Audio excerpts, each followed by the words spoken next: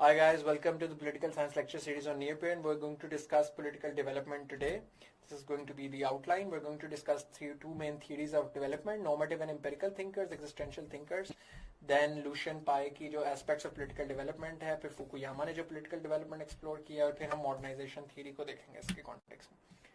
Political development is a more elusive concept than economic development क्योंकि economic development तो बड़ी simple चीज़ है ना कि आपकी growth है, macroeconomic indicators हैं, GDP, GNP, Human Development Index, statistically आप देख रहे हैं कि लोगों की incomes अगर increase करी हैं तो आप कह रहे हैं economic development हो गया. लेकिन political development आप किस चीज़ को नाम देंगे?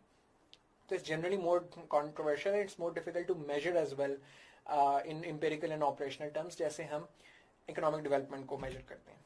तो इसको मुख्तलिफ इसकी इंटरप्रिटेशंस हैं वो हम देखते हैं. सबसे पहले तो नॉर्मेटिव और एम्पिरिकल थिंकर्स हैं. दो तरह के थिंकर्स हैं. एम्पिरिकल पॉलिटिकल थ्योरी वो है जो इस चीज से कंसर्न्ड है कि अभी एग्जिस्टिंग दुनिया में क्या चीज एग्जिस्ट करती है, और नॉर्मेटिव पॉलिटिकल थिंकर्स वो हैं जो इस चीज से कंसर्न है कि what should be, what ought to be, ठीक है, किस तरह का पॉलिटिकल सिस्टम एग्जिस्ट करना चाहिए. तो पॉलिटिकल डेवलपमेंट जो है वो ये लोग एक्सप्लेन करते हैं दोनों thinkers. For normative thinkers a political system develops as it approaches a good political order. They devolve less attention to systemic statement of condition which give rise to political development. They are more concerned with specifying ends and justification for such development. जो normative thinkers हैं वो ये define बताते हैं कि अच्छा political system क्या होता है, political development क्या होती है, कैसी दिखनी चाहिए, वो उस तक पहुंचने का रास्ता कम बताते हैं, वो ज़्यादा focus on those ends करते हैं. इसी तरह existential thinkers हैं. They focus more on specifying the characteristics of what they regard as politically developed system. ये characteristics explain करते हैं politically developed systems के, but they pay more attention to the conditions and processes which give rise to political development. ठीक है. अब Lucian पाई ने इस चीज में एक्सप्लेन किया कि जो political development है ना उसके तीन फीचर्स हैं.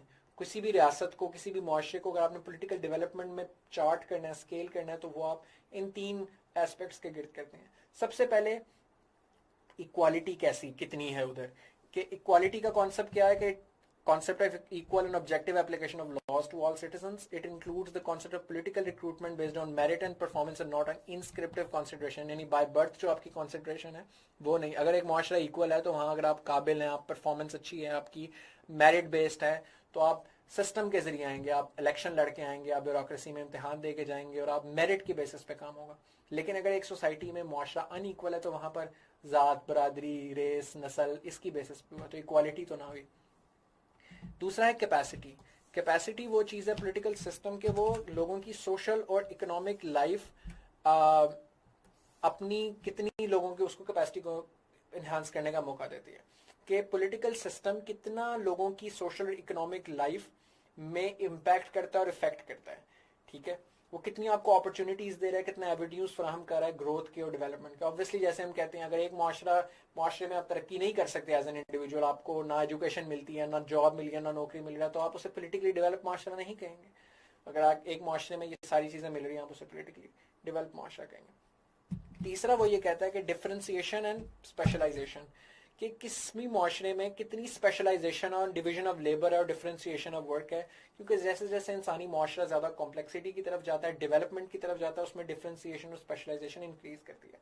आप इसको अगर होलिस्टिक स्केल पे देखिए, और हमारा पहला लेक्चर जो स्टेट के ऊपर था, स्टेट बिल्डिंग के ऊपर, तो जब सिंपल सोसाइटी से कॉम्प्लेक्स सोसाइटी की तरफ गए हैं तो ये सारी चीजें इंक्रीज की हैं. इक्वालिटी इंक्रीज की है, कैपेसिटी स्टेट्स की इंक्रीज की है, डिफरेंशिएशन और स्पेशलाइजेशन ऑफ वर्क इंक्रीज किया है. यानी डेवलपमेंट, पॉलिटिकल डेवलपमेंट साथ साथ दुनिया में जैसे जैसे होती गई है, तो इन तीन एस्पेक्ट्स पे हुई है. अब इसको मजीद देख लेते हैं. एटीट्यूड और स्पिरिट टुवर्ड्स इक्वालिटी. किसी भी सोसाइटी में इक्वालिटी का क्या स्टेटस है वो डिफाइन करेगा उसकी इक्वालिटी के स्टेटस को और उसके पॉलिटिकल डेवलपमेंट के स्टेटस को, कि उसमें पार्टिसिपेशन कैसी है, यूनिवर्सलिस्टिक नेचर की है या इंस्क्रिप्टिव स्टैंडर्ड्स की बेसिस पे है. स्टैंडर्ड्स ऑफ अचीवमेंट क्या है उस मुल्क में, क्या आपकी कम्पेटिटिवनेस है, आपकी कैपेसिटी है, आपकी कंट्रीब्यूशन है, या आपकी ज़ात, बरादरी, आपका नाम, आपका जेंडर है. तो वो डिटरमिन करेगा कि मुआशरा कितना इक्वल है और कितना अनइक्वल. दूसरा कैपेसिटी ऑफ पॉलिटिकल सिस्टम, की उसकी इकोनॉमी अच्छी है, बुरी है कि नहीं, गवर्नमेंट की परफॉर्मेंस कैसी है, इफेक्टिवनेस कितनी है उसकी, एडमिनिस्ट्रेशन कितनी रैशनैलिटी है, कितनी मॉडर्न है, पब्लिक पॉलिसीज कितनी सेक्युलराइज्ड हैं. According to Lucian Pye, secularism is also by product of political development. तीसरी specialisation, increase of structure and institution, division of labour.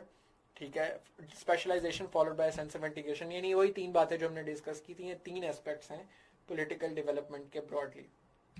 तो कोई भी सोसाइटी जो ज्यादा इक्वल, ज्यादा कैपेसिटी और ज्यादा डिफरेंशिएशन और स्पेशलाइज्ड होगी वो ज्यादा पॉलिटिकली डेवलप्ड होगी, जो कम होगी उसमें कम पॉलिटिकल डेवलप्ड होगी। ये था लुशियन पाई का एनालिसिस। अब हम फुकुयामा का एनालिसिस की बात करते हैं। मैंने मल्टीपल टाइम्स एक किताब जो है वो रिकमेंड करता रहा हूँ आगे पीछे लोगों को, political order and political decay, because वो होलिस्टिकली बड़ा अच्छा एक एनालिसिस देती है हर चीज पे। तो political development according to Fukuyama जो है वो 3 चीजों के बेस पे है, state building, rule of law और अकाउंटेबिलिटी। वो ये इन 3 एस्पेक्ट्स के गेट करता है। स्टेट बिल्डिंग क्या है? स्टेट बिल्डिंग ये है कि हायरार्किकल ऑर्गेनाइजेशन स्टेट के इंस्टीट्यूशंस की, और मोनोपोली ओवर वायलेंस यानी और सर्विस डिलीवरी, यानी क्या रियासत अपने फंक्शंस परफॉर्म कर सकती है, क्या हर सिटीजन को जस्टिस दे सकती है या हर सिटीजन को नेसेसरी सर्विसेज दे सकती है, क्या रियासत का कंट्रोल हर एस्पेक्ट पे इन द सेंस कि उसे सेंसस से लेकर अपनी रियासत की पॉपुलेशन से लेकर उनके लिए जो रिक्विजिट इंस्टीट्यूशंस बनाने हैं, पुलिस, एडमिनिस्ट्रेशन, टैक्स कलेक्शन, ये सारे मैकेनिज्म उसके मॉडर्न और इफेक्टिव इंस्टीट्यूशंस एग्जिस्ट करते हैं और वेबर स्टाइल ब्यूरोक्रेसी एग्जिस्ट करती है। तो ये स्टेट बिल्डिंग है। रूल ऑफ लॉ, क्या लॉ सब पे इक्वली अप्लाई करता है, क्या लॉ मेकर्स पे भी अप्लाई करता है, क्या प्रिविलेज एग्जिस्ट तो नहीं करता, हर बंदा subject to the same law. जो रूल ऑफ लॉ की हमारी डिस्कशन है वो वाली चीजें इस पे अप्लाई होती हैं, ह्यूमन राइट्स प्रोटेक्टेड है। और तीसरा अकाउंटेबिलिटी, ये वो डेमोक्रेसी के एलिमेंट में करता है कि क्या इलेक्शंस होते हैं कि नहीं होते। अब फ्रेंड्स, फुकुयामा के नजदीक डेमोक्रेसी जो है वो एक एस्पेक्ट है डेवलपमेंट का, पॉलिटिकल डेवलपमेंट के टोटल 3 एस्पेक्ट्स में से। और वो कहता है कि इनकी सीक्वेंसिंग भी बड़ी इंपॉर्टेंट है। बकौल फुकुयामा ज्यादातर ममालिक वो सक्सेसफुल हैं जिन्होंने सबसे पहले स्टेट बिल्डिंग की, और ये ज्यादातर उन्होंने ऑथोरिटेरियन टाइम्स में की, मोनार्किकल टाइम्स में की, वेस्टर्न लिबरल कंट्रीज की खासतौर पे। जैसे जर्मनी की प्रशन स्टेट के रूल के अंडर हुई। प्रशन स्टेट किसने अंडर? ऑटो वन बिस्मार्क के अंडर हुई, ठीक है।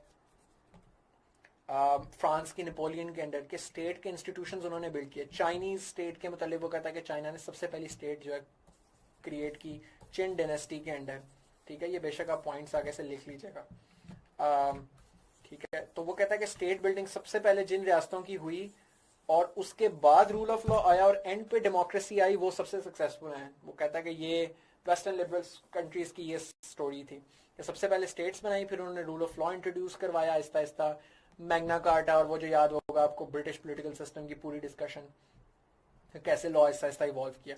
और फिर एंड में डेमोक्रेसी पिछले 150 साल के अंदर, American revolution, Dutch revolution, French revolution के बाद इवेंचुअली आहिस्ता आहिस्ता डेमोक्रेसी और यूनिवर्सल इन्फ्रेंचाइजमेंट का आइडिया है। तो कहता है ये सीक्वेंस बड़ी इंपॉर्टेंट है। वो कहता है कुछ ममालिक हैं दुनिया में जैसे कि अफ्रीका, जहां डेमोक्रेसी आ गई है लेकिन स्टेट बिल्डिंग कभी हुई नहीं उनकी, जैसे कि सब सहारन अफ्रीका। वहां इलेक्शंस होते हैं, वहां डेमोक्रेसी है in that sense, procedural democracy, लेकिन स्टेट बिल्डिंग कभी नहीं हुई। वहां पर रियासत के की इंस्टीट्यूशंस ही नहीं है, टैक्स का निज़ाम ही नहीं है, पुलिस ही नहीं है अच्छी तरीके से वेल ट्रेंड, इनकरप्टेबल जुडिशरी नहीं है, इम्पार्शल, तो स्टेट के इंस्टीट्यूशंस एग्जिस्ट नहीं करते, तो वो कंट्रीज पे अनसक्सेसफुल। तो वो कहता है बेसिकली कि वो कन्वेंशनल नोशन को इस बुक में चैलेंज करता है कि डेमोक्रेसी जरूरी है, लेकिन डेमोक्रेसी की एक खास पर्टिकुलर तरीके से इंस्टॉलिंग भी जरूरी है, लेकिन वो एक्सेप्शंस भी देता है। वो कहता है कि अमेरिका में रूल ऑफ लॉ, यूएस में डेमोक्रेसी और रूल ऑफ लॉ पहले आया, स्टेट बिल्डिंग उन्होंने बाद में की, जिसका वो हवाला देता है नॉर्थकोट पेंडल्टन एक्ट का। इसके बाद उन्होंने अपनी ब्यूरोक्रेसी बनाना शुरू की। एंड्रयू जैक्सन तक के पीरियड तक वो कहता है कि स्टेट बिल्डिंग नहीं हुई थी यूएस में, उसके बाद हुई। और खासतौर पर जो प्रोग्रेसिव एरा था, teddy Roosevelt, Theodore Roosevelt, Woodrow Wilson, इस टाइम में प्रोग्रेसिव एरा में फिर स्टेट बिल्डिंग हुई और वो सारी चीजें की गई। बट ऑल इन ऑल ये 3 इंस्टीट्यूशंस जो पॉलिटिकल डेवलपमेंट को गाइड करते हैं, state building, rule of law, accountability, और इनकी सीक्वेंसिंग पॉलिटिकल डेवलपमेंट के कोर्स को गाइड करती है। इसके बाद वो कहता है एक नेचुरल प्रोसीजर है, जैसे जैसे किसी मुल्क के अंदर इकोनॉमिक ग्रोथ आती है तो इकोनॉमिक ग्रोथ से सोशल मोबिलाइजेशन होती है, यानी नए एक्टर्स जनरेट होते हैं, खासतौर पर मिडिल क्लास। वो मिडिल क्लास जो है वो मिडिल क्लास फिर क्या करती है, डिमांड करती है space in the political system, और वो डिमांड फिर क्रिएट फुलफिल होती है डेमोक्रेसी की शक्ल में। तो वो ये चाइना के ऊपर भी अप्लाई करता है कि चाइना में इकोनॉमिक ग्रोथ हुई है, अब नई मिडिल क्लास है, ये इवेंचुअली चाइना में भी डेमोक्रेसी आएगी। और हमें नजर आता है कि हांगकांग प्रोटेस्ट और ये सारा प्रोसेस वहां पर होता नजर आ रहा है कि कैसे नए इकोनॉमिक एक्टर्स, जो नई मिडिल क्लास, अफ्लुएंट क्लास होती है, वो फिर पॉलिटिकल सिस्टम में अपनी स्पेस मांगती है। वो कहता है कि यूरोप भी इसी पाथ से गुजरा था।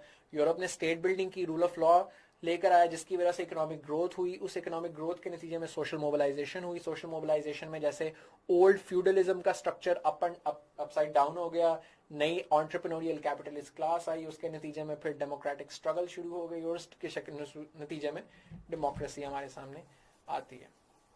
ठीक है, तो ये फुकुयामा का ब्रॉड एनालिसिस है पॉलिटिकल डेवलपमेंट में। फिर उसने चूंकि दो टर्म्स इसके अंदर यूज किए हैं, पॉलिटिकल ऑर्डर और पॉलिटिकल डिके। तो पॉलिटिकल ऑर्डर क्या होता है? पॉलिटिकल ऑर्डर उसके मुताबिक is the established rules of the game. वो पॉलिटिकल ऑर्डर रिलेशनशिप डिफाइन करता है उन तीन एस्पेक्ट्स के दरमियान, state, rule of law and democratic accountability में। जो बुरा पॉलिटिकल ऑर्डर होगा उसमें स्टेट बिल्डिंग नहीं होगी, रूल ऑफ लॉ नहीं होगा, अकाउंटेबिलिटी नहीं होगी। एक stable political order maintains a balance between the three components. According to Fukuyama, liberal democracies, excluding few who are not experiencing political decay,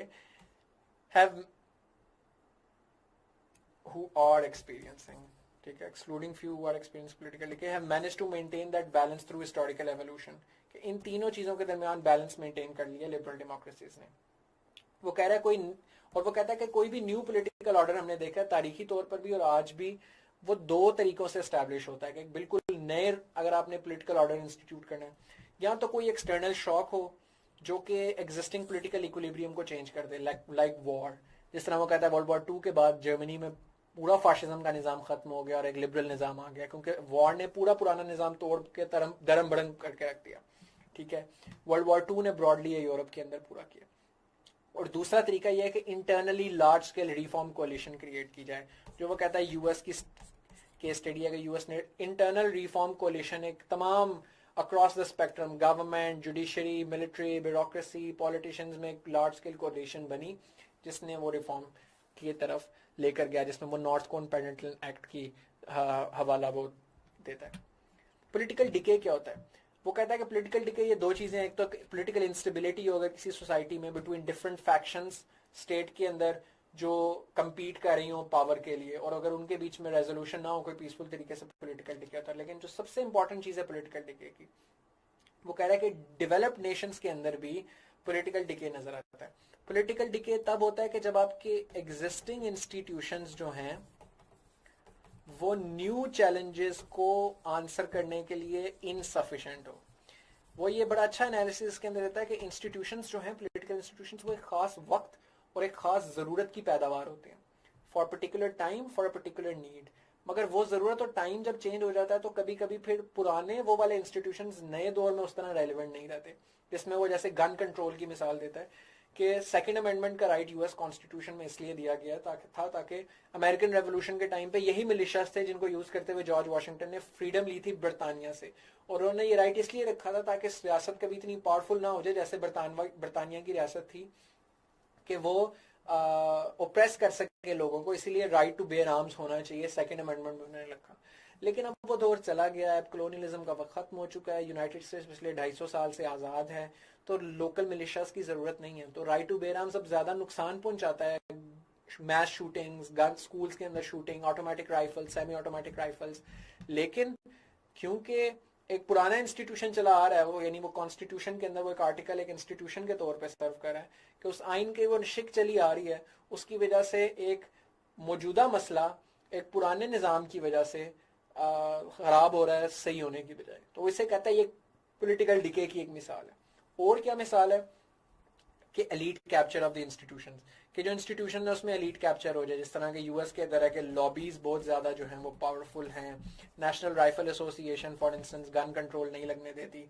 तो इसका मतलब कि जो इंस्टीट्यूशंस हैं, कांग्रेस है, ये आप अपना इफेक्टिव रोल प्ले नहीं कर पा रहे। ये हमें डोनाल्ड ट्रंप की केस में इसकी सबसे बड़ी मैनिफेस्टेशन नजर आती है। इस पर मैंने एक आर्टिकल भी लिखा था जो मैंने किसी और अपने लेक्चर में आपके साथ शेयर भी किया, that how American political decay is being caused due to Congress, कि कांग्रेस अब अपना रोल प्ले नहीं कर पाती उस तरीके से जैसा वो डिजाइन थी करने को, because of the elite capture. तो वो आर्टिकल आप लाजमी पढ़ें। इंस्टीट्यूशनल रिजिडिटी के इंस्टीट्यूशंस अपने आप को ग्रो नहीं कर पाते, इवॉल्व नहीं कर पाते। जिस टाइम से वो पहले जिस टाइम जोन में वो बने थे इंस्टीट्यूशन, उनको वक्त के साथ इवॉल्व करना होता है। और तीसरा पॉलिटिकल पोलराइजेशन, पॉलिटिक्स के ऊपर जो डिवीजन है, पार्टिजनशिप। इसके अलावा जो एक और बड़ी अच्छी थीरी है पॉलिटिकल डेवलपमेंट की, वो मॉडर्नाइजेशन थीरी है। ये ग्रैंड थीरी ऑफ डेवलपमेंट है। इस थीरी के मुताबिक तमाम सोसाइटीज एक खास मॉडर्नाइजेशन प्रोसेस में इंगेज करती हैं जो कि बड़े डिफरेंट डेवलपमेंटल स्टेजेस से गुजरती हैं। सबसे पहले आपकी ट्रेडिशनल इकोनॉमीज होती हैं जो कि एग्रीकल्चरल सोसाइटीज होती हैं, उसमें जब आप टेक्नोलॉजी या इंडस्ट्री वगैरह लगाते हैं तो वो ट्रांजिशन करना शुरू करती है, टेक ऑफ करना शुरू करती है टू इंडस्ट्रियल सोसाइटी।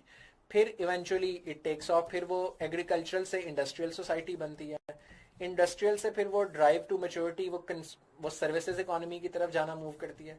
फिर एज ऑफ हाई कंजम्पशन एक बड़ी consumerist society, services oriented economy बनती है, इवेंचुअली एक पोस्ट इंडस्ट्रियल सोसाइटी बनती है, ये इस रिसर्च पेपर के मुताबिक। This is the model that western countries generally followed. इसका स्टेजेस ऑफ ग्रोथ जो है ये रोस्टोव मॉडल है, ये मैं लिखना भूल गया, ठीक है। द ट्रेडिशनल सोसाइटी, ठीक है, based on subsistence farming, fishing, forestry and some mining, यानी पुरानी जिस तरह सोसाइटीज होंगी traditional society. Pre conditions for take off क्या है? Building infrastructure that is needed before development can take place, like transport network, money from farming, power supplies, communication. फिर take off, introduction and rapid growth, industrial revolution, manufacturing, better infrastructure, financial investment, cultural change. फिर drive to maturity, new ideas and technology improve and replace older industries, economic growth spreads throughout the country. फिर high mass consumption, people have more wealth and so buy more goods, and एक consumer society बनती है, welfare systems बनते हैं और trade expand करती है। तो ये मॉडर्नाइजेशन थ्योरी है पूरी कि सोसाइटीज जो हैं वो एग्रीकल्चरल सोसाइटी से इंडस्ट्रियल सोसाइटी, इंडस्ट्रियल से सर्विसेज, पोस्ट इंडस्ट्रियल सोसाइटी की तरफ एक खास सीक्वेंस में मूव करते हैं, और ये पॉलिटिकल डेवलपमेंट है। तो ये मैंने आपके सामने सारे इस थ्योरी के सारे नुकात आपके सामने रखे। I hope this was helpful to you guys and I will see you guys next.